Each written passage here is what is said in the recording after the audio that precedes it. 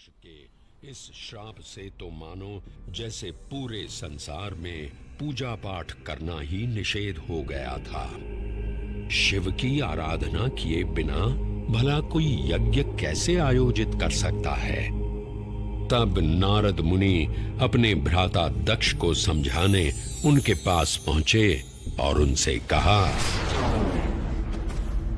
नारायण नारायण भ्राता दक्ष, क्रोध के वशीभूत आपने तो देवों के देव महादेव को ही श्राप दे दिया। ऐसा लगता है कि संसार में ना तो अब पूजा पाठ होंगे और ना ही यज्ञ होंगे, क्योंकि महादेव की आराधना किए बिना तो सब पूजन विधान अधूरे ही रहेंगे। यह केवल आपका भ्रम है भ्राता नारद, केवल भ्रम। आपको और समस्त संसार वासियों को अगर ये भ्रम है कि उस अघोरी शिव के बिना पूजा पाठ या यज्ञ नहीं हो सकते, तो मैं स्वयं ही एक यज्ञ का आयोजन कर सभी की शंकाओं पर पूर्ण विराम लगा दूंगा। नारायण नारायण नारायण नारायण। प्रजापति दक्ष ने कनखल में एक उत्तम यज्ञ का आयोजन किया।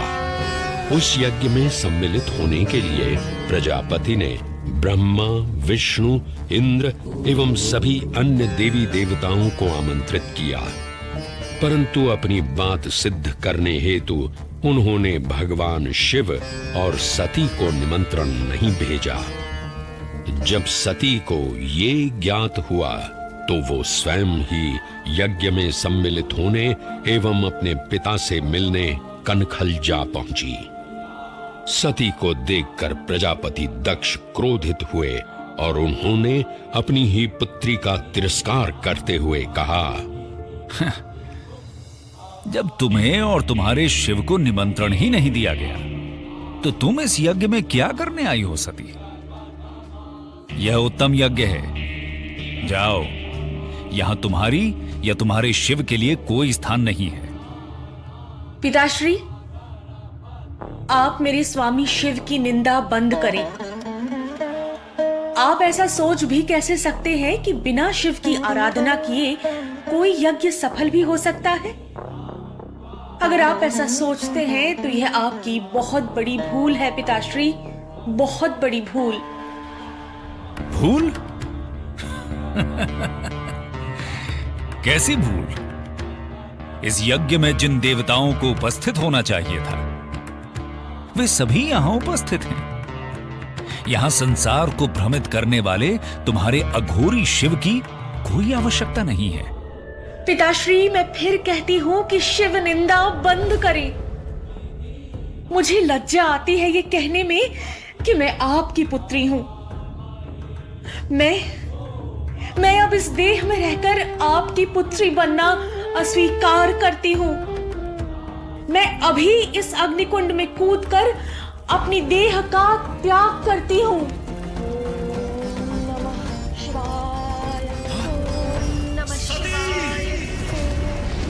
अपमान से पीड़ित सती ने अग्निकुंड में कूदकर प्राणाहुति दे दी।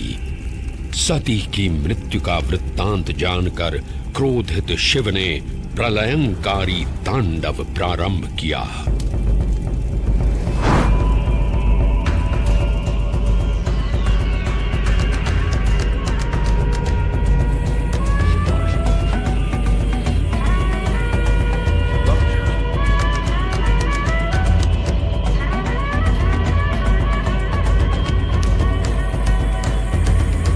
जटाटवी गलज्जल प्रवाह पावितस्थले गलेव लंबिलांबिताम भुजंग तुंग मालिकाम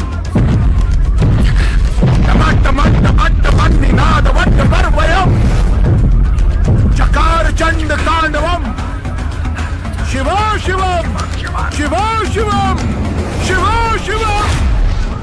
तांडवरत शिव यज्ञ स्थल पर पहुंचे और सती की दिव्य देह को अपने हाथों में उठाकर चारों दिशाओं में विचरण करने लगे। पृथ्वी समेत तीनों लोक व्याकुल हुए तो भगवान विष्णु ने अपने सुदर्शन चक्र से सती की दिव्य देह को 51 भागों में विच्छिन्न कर दिया। धरती पर जिन 51 स्थानों पर देवी सती के अंग कटकर गिरे, वे सभी स्थान शक्तिपीठ बन गए। तंत्र चूड़ामणि में वर्णन मिलता है कि देवी सती का हृदय गब्बर पर्वत पर इसी स्थान पर गिरा था जहां आज ये प्राचीन मंदिर स्थापित है। 999 सीढ़ियां चढ़ने के बाद भक्त गब्बर पर्वत की चोटी पर पहुंचते हैं, जहां मां अंबा की अखंड ज्योत जो सदियों से प्रज्वलित है, श्रद्धालु उसके दर्शन करते हैं। इस प्राचीन मंदिर में मां अंबा ज्योत स्वरूप विराजमान है। दिव्य ज्योत के साथ साथ गब्बर पर्वत पर मां अंबा के पद चिन्ह एवं रथ चिन्ह भी विद्यमान हैं। पृथ्वी पर स्थापित देवी के 51 शक्तिपीठ ब्रह्मांडीय शक्ति के केंद्र माने जाते हैं। वैसे तो अधिकांश शक्तिपीठ भारत में ही स्थित हैं, परंतु इनमें से कुछ विदेशों में यानी बांग्लादेश, नेपाल, पाकिस्तान, श्रीलंका और तिब्बत में भी स्थित हैं। प्रत्येक श्रद्धालु की ये मनोकामना होती है कि वो इन 51 शक्तिपीठों के दर्शन कर सके, परंतु वर्तमान समय में इन 51 शक्तिपीठों के दर्शन करना हर किसी श्रद्धालु के लिए संभव नहीं है। इस असुविधा के निवारण हेतु या कहें श्रद्धालुओं की 51 शक्तिपीठों के दर्शन की मनोकामना भी इस धाम पर पूर्ण हो जाती है। गब्बर पर्वत की 3 किलोमीटर की परिक्रमा में 51 शक्तिपीठों के मूल मंदिरों की प्रतिकृतियों की प्राण प्रतिष्ठा की गई है। ये सभी मंदिर मूल मंदिर की प्रतिलिपि हैं और इनमें वैसे ही पूजा अर्चना की जाती है जैसे कि मूल मंदिर में होती है। मां आद्य शक्ति के वैसे तो अनेक रूप हैं, लेकिन श्री आरासुरी अंबाजी से जुड़ी एक और कथा जनमानस में प्रचलित है, जिसमें मां के दिव्य महिषासुर मर्दिनी के रूप का उल्लेख है। देवी भागवत पुराण में वर्णित ये कथा है महिषासुर की, जिसका संहार मां शक्ति ने किया था। महिषासुर ने ब्रह्मा जी को प्रसन्न कर उनसे वरदान प्राप्त किया कि उसे कोई भी मनुष्य, पशु या देव नहीं मार सकता। वरदान मिलते ही जब महिषासुर ने तीनों लोक में हाहाकार मचा दिया, वो अत्याचार का जीवंत प्रतिमान बन चुका था।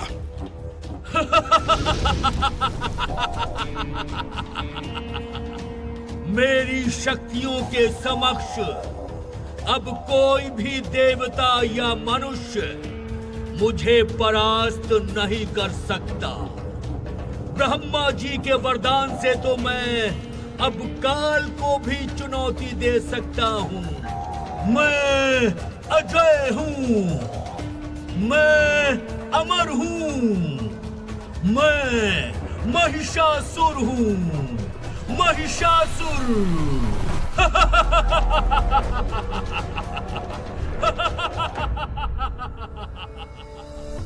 महिषासुर के आतंक को रोकने के लिए भगवान ब्रह्मा, विष्णु और महेश ने सर्वोच्च मूल ब्रह्मांडीय शक्ति महादेवी आद्य शक्ति की पूजा की, जिससे देवी शक्ति ने 10 हाथों सहित देवी दुर्गा का सुंदर रूप धारण किया। लगातार 9 दिन और रात तक चले इस युद्ध के अंतिम 10वें दिन मां दुर्गा ने अपने पवित्र खड्ग से महिषासुर का वध किया और महिषासुर मर्दिनी के नाम से जगत में विख्यात हुई।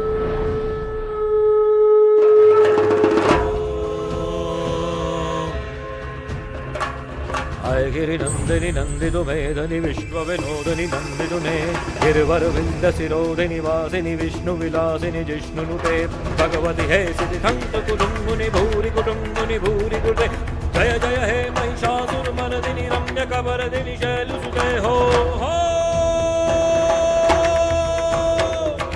जय जय हे महिषासुरमर्दिनि जय जय हे जय जय हे महिषासुरमर्दिनि जय जय हे जय गिरिनंदिनी जय गिरिनंदिनी। महिषासुर मर्दिनी के वात्सल्य रूप को मां अंबा माना जाता है। गब्बर पर्वत से लगभग 5 किलोमीटर दूर मां अंबा का नवनिर्मित निज मंदिर भी स्थापित है। वैसे तो ये मंदिर 1200 वर्ष पुराना है, परंतु वर्ष 1975 में इस मंदिर परिसर के पूर्ण जीर्णोद्धार का कार्य आरंभ हुआ। ये मंदिर अपनी सुंदर वास्तुकला एवं भारतीय पारंपरिक संस्कृति के लिए भी व्यापक रूप से प्रशंसित है। अद्भुत नक्काशी से परिपूर्ण इस मंदिर के 103 फीट के शीर्ष पर एक स्वर्ण कलश स्थापित है। ये स्वर्ण कलश आरासुर पहाड़ियों की खदानों से लाए हुए संगमरमर से बना है, जिसे सोने से मढ़वाया गया है। हवा में लहराता मां अंबाजी का ध्वज और उसके साथ राजसी त्रिशूल भी मंदिर के शीर्ष पर सुशोभित है। ये भारत का एकमात्र शक्तिपीठ है जहां लगभग 358 स्वर्ण कलश मंदिर की शोभा बढ़ा रहे हैं। देवी शक्ति को ब्रह्मांड के सर्वोच्च नियंत्रक के रूप में माना जाता है। श्री आरासुरी माता अंबाजी के निज मंदिर में देवी की कोई मूर्ति या चित्र नहीं है, बल्कि मंदिर की भीतरी दीवार में गोख जैसी एक गुफा है, जिसमें संगमरमर से निर्मित एक पवित्र वीषा यंत्र स्थापित है। ये भी मान्यता है कि ये वीषा यंत्र नेपाल के मूल यंत्रों और उज्जैन शक्तिपीठों से भी जुड़ा हुआ है। इस वीषा यंत्र में इतना तेज है कि इसकी पूजा यहाँ के पुजारी आज भी आंखों पर पट्टी बांधकर करते हैं। निज मंदिर के पवित्र गोख में विराजमान देवी शक्ति को एक दिन में 3 रूपों में सजाया एवं पूजा जाता है। प्रातः काल में मां अम्बे के बाल्य रूप को प्रसाद के रूप में बाल भोग के साथ पूजा जाता है, तो दोपहर को सोने के थाल में राजभोग प्रसाद के साथ यौवन रूप की पूजा की जाती है। सायंकाल में सायं भोज के साथ प्रौढ़ रूप में उन्हें पूजा जाता है। मुख्य मंदिर में स्थापित मां अंबा की चांदी की पादुका हो या मां के गोख के ठीक सामने देवी के पवित्र सिंह की मूर्ति हो, भक्त श्रद्धा भाव से अपना शीश झुकाते हैं। श्रद्धालु मां के शेर को कंकु पूजा करके पूजते हैं। इसी निज मंदिर के सामने चाचर चौक है, जहां एक अखंड ज्योत आज भी प्रज्वलित है।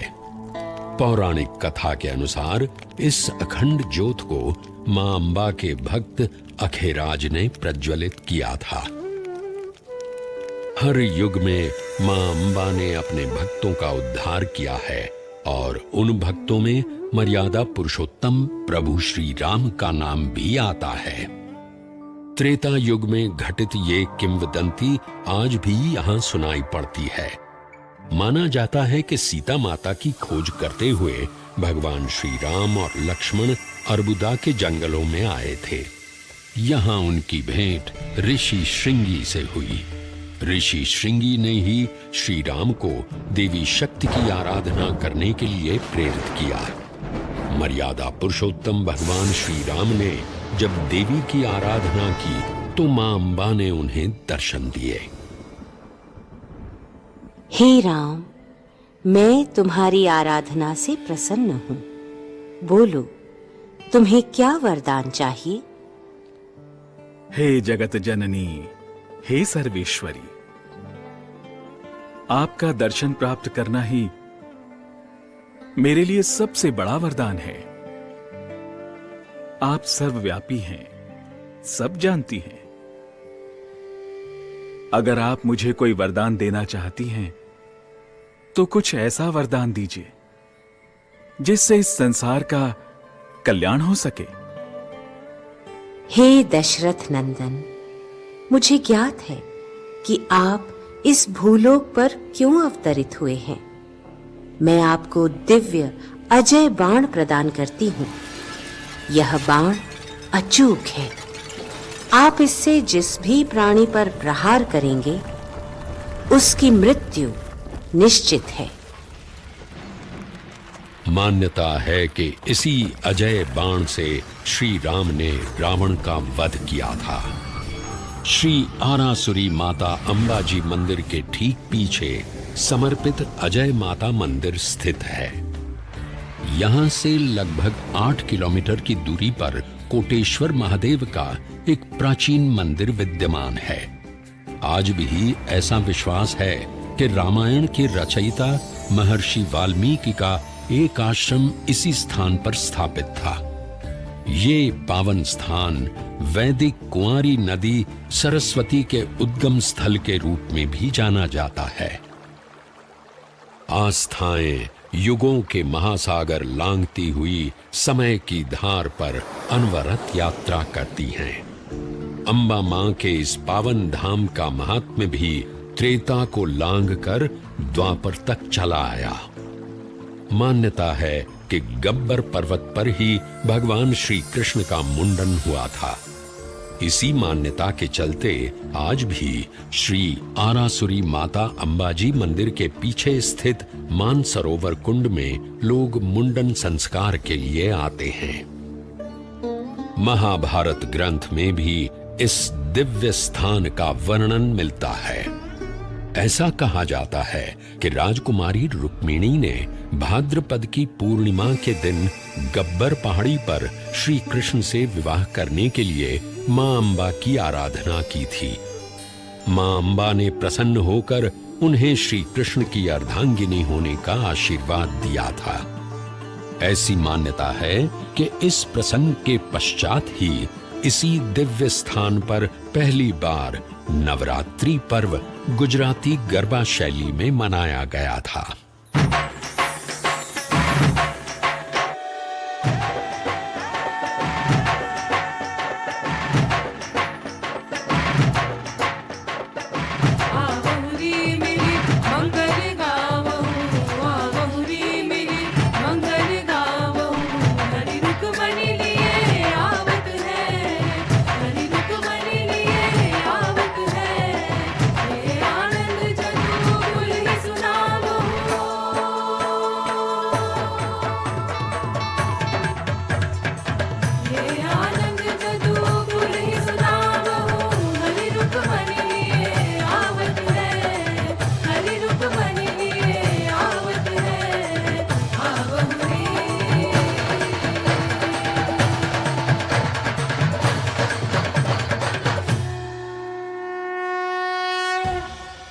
अंबाजी में भाद्रपद पूर्णिमा के शुभ अवसर पर बहुत बड़े मेले का आयोजन होता है। 7 दिन तक चलने वाले इस मेले के दौरान देश विदेश से आने वाले श्रद्धालुओं का आंकड़ा 25 से 30 लाख तक पहुंच जाता है। इस अवसर पर पूरे मंदिर परिसर और अंबाजी गांव का श्रृंगार किया जाता है। इस देवस्थान की दिव्यता को संरक्षित करने के लिए वर्ष 1958 में श्री आरासुरी अंबाजी माता देवस्थान ट्रस्ट की स्थापना हुई। तब से लेकर आज तक गुजरात सरकार एवं देवस्थान ट्रस्ट ने मंदिर के रखरखाव से लेकर तीर्थ यात्रियों को अधिक से अधिक सुविधाएं प्रदान करने के लिए समय समय पर ऐतिहासिक कदम उठाए हैं। गुजरात सरकार एवं देवस्थान ट्रस्ट ने लगभग 11 एकड़ में श्री अंबाजी कला, वाणिज्य और BCA महाविद्यालय की स्थापना की है। इसके साथ ही यहाँ एक संस्कृत महाविद्यालय भी है, जिसमें धर्म के साथ साथ अपनी संस्कृति की भी शिक्षा दी जाती है। यात्रियों को आवास और आराम प्रदान करने के लिए यहाँ श्री अंबिका विश्राम गृह और श्री जगत जननी पथिकाश्रम हॉलिडे होम की व्यवस्था है। गुजरात सरकार एवं देवस्थान ट्रस्ट ने शहर में आधुनिक सुविधाओं से लैस एक अस्पताल का निर्माण भी करवाया है, जो कई वर्षों से अपनी सेवाएं प्रदान कर रहा है। गुजरात सरकार एवं श्री आरासुरी अंबाजी माता देवस्थान ट्रस्ट के प्रयासों को प्रोत्साहित करने हेतु उनका समर्थन हमारे देश के माननीय प्रधानमंत्री श्री नरेंद्र मोदी जी हमेशा से करते रहे हैं। 51 शक्तिपीठों की प्रतिलिपि को इस देवस्थान पर स्थानांतरित करना उन्हीं की सृजनात्मक सोच का परिणाम है। निष्ठा, समर्पण एवं हृदय में सेवा भाव लिए श्री आरासुरी अंबाजी माता देवस्थान ट्रस्ट सभी श्रद्धालुओं का श्री आरासुरी अंबाजी माता मंदिर के तीर्थ स्थान में सदैव स्वागत करता है। रिद्धि दे, सिद्धि दे, वंश में वृद्धि दे, हृदय में ज्ञान दे, चित्त में ध्यान दे, अभय वरदान दे। दुख को दूर कर, सुख भरपूर कर, आशा को संपूर्ण कर, सज्जन जो हित दे, कुटुंब में प्रीत दे, जग में जीत दे, माया दे, साया दे और निरोगी काया दे। मान सम्मान दे, सुख समृद्धि और ज्ञान दे, शांति दे, शक्ति दे, भक्ति भरपूर दे।